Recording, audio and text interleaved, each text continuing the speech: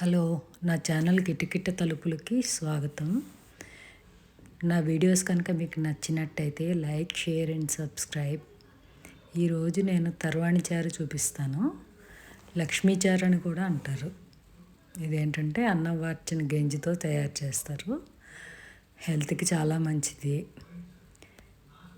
ఇది అన్నం ఎలా వార్చాలో చూపిస్తాను. ఇప్పుడు ఈ జనరేషన్కి అన్నం వార్చడం కూడా తెలియదు కదా, ఇలా చేసుకుంటే ఈజీగా ఉంటుంది.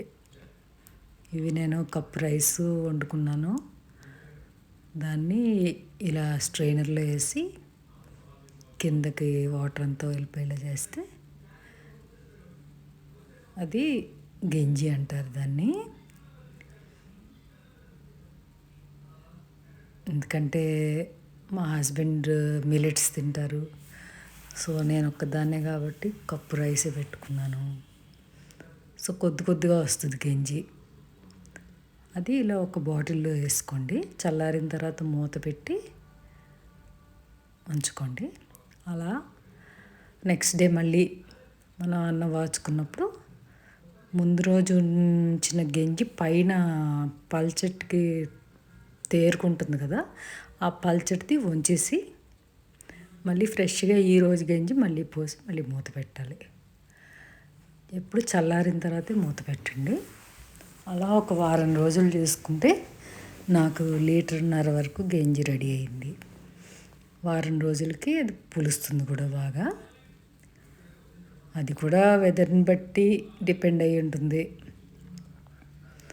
సో ఏ రోజైతే చారు కాసుకుందాం అనుకున్నారో, నేను ప్రాసెస్ స్టార్ట్ చేసిన వారం రోజులకి చారు పెట్టాను. ఫస్ట్ ఒక చెంచా ధనియాలు, ఒక చెంచా జీలకర్ర పొడిని చేసి పక్కన పెట్టుకోండి.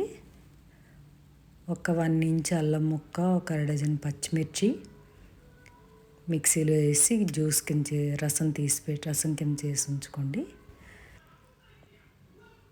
తర్వాత ఏ గిన్నెలో అయితే రసం పెట్టుకుందాం అనుకుంటున్నారో ఆ గిన్నెలోకి ఈ వారం రోజుల నుంచి ఉంచిన గంజి వడపోసుకోవాలి.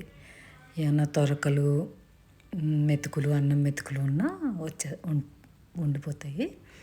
ఇది 1.5 లీటర్ అయ్యింది నాకు. ఇది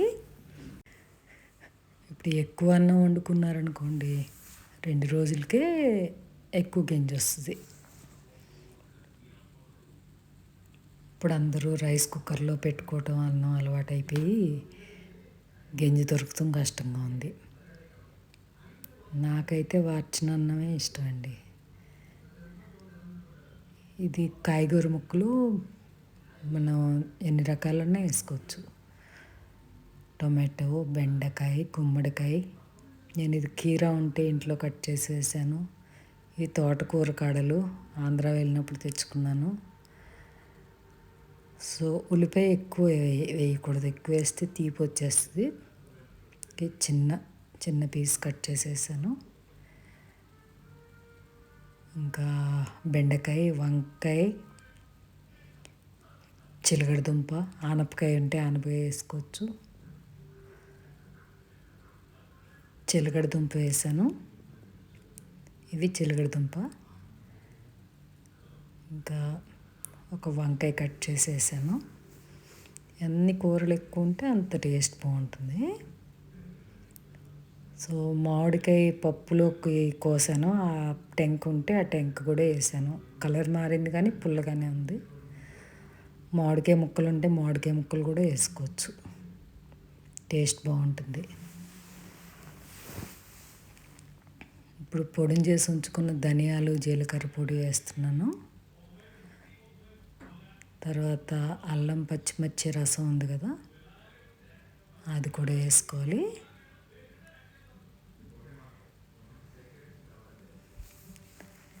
తర్వాత పసుపు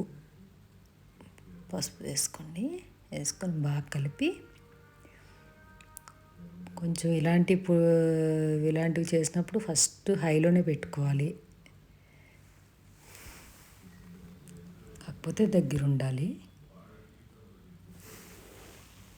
త్వరగా మరుగుతాం స్టార్ట్ అవుద్ది హైలో పెడితే. అదే ఫస్ట్ నుంచి స్లోలో పెట్టామనుకోండి చాలా టైం తీసుకుంటుంది. ఒక 5 నిమిషాలు హైలో పెట్టుకున్నామంటే 10 నిమిషాలు 5 నుంచి 10 నిమిషాలు త్వరగా మరుగుతూ స్టార్ట్ అవుతుంది. మరుగుతూ స్టార్ట్ అయిన తర్వాత స్టవ్ తక్కువలో పెట్టుకోవచ్చు. లో ఫ్లేమ్లో పెట్టుకుని ఒక half an hour to 45 minutes అలా వదిలేస్తే ముక్కంతా ఉడికిపోతుంది. అరగంట తర్వాత చెక్ చేసుకోండి, ముక్కలన్నీ ఉడికిపోతాయి. ఉడికిన తర్వాత నాకు కొద్దిగా పలచగా అనిపించి చిన్న టిప్ చెప్తాను ఇక్కడ. ఒక స్పూను బియ్యం పిండి కొద్దిగా నీళ్ళు వేసి పేస్ట్లో కలుపుకుని ఈ చారులో వేసి మరగనివ్వండి. అంటే తక్కువ రైస్ వండాను కదా, తక్కువ రైస్ వండటం వల్ల అని కొద్దిగా గంజి పలచగా అనిపించింది. కొద్దిగా చిక్కగా ఉంటే బాగుంటుంది అనిపించి ఇలా వేసాను. ఇది ముక్క ఉడికిన తర్వాతే వేసుకోండి. ఇలా కావాలంటే ఇప్పుడు ఉప్పు లాస్ట్లో ఉప్పు వేసుకోవాలి. ముందు ఉప్పు వేస్తే ముక్కలు ఉడకవు. సో మొత్తం ముక్క ఉడికిపోయింది అని చెక్ చేసుకున్నాక అప్పుడు సాల్ట్ వేసుకోవాలి. నేను పింక్ సాల్ట్ వాడతాను. 2 స్పూన్లు వేసి బాగా కలిపి అప్పుడు టేస్ట్ చూసుకుని సరిపోదనుకుంటే కొంచెం వేసుకోవచ్చు. తర్వాత ఒక గిన్నెలో కొద్దిగా నూనె వేసి మెంతులు, జీలకర్ర, ఎండుమిర్చి, కరివేపాకు, వెల్లుల్లిపాయ. దీనిలో ఆవాలు వేయకూడదు, ఆవాలు వేస్తే బాగోదు. ఇవి పోపు పెట్టుకోవాలి. కొత్తిమీర ఇష్టమైన వాళ్ళు కొత్తిమీర వేసుకోవచ్చు. నేను కొత్తిమీర చాలా తక్కువ వాడతాను, ఎందుకంటే కొత్తిమీరకి చాలా మందులు ఎక్కువ కొడతారని అంటారు.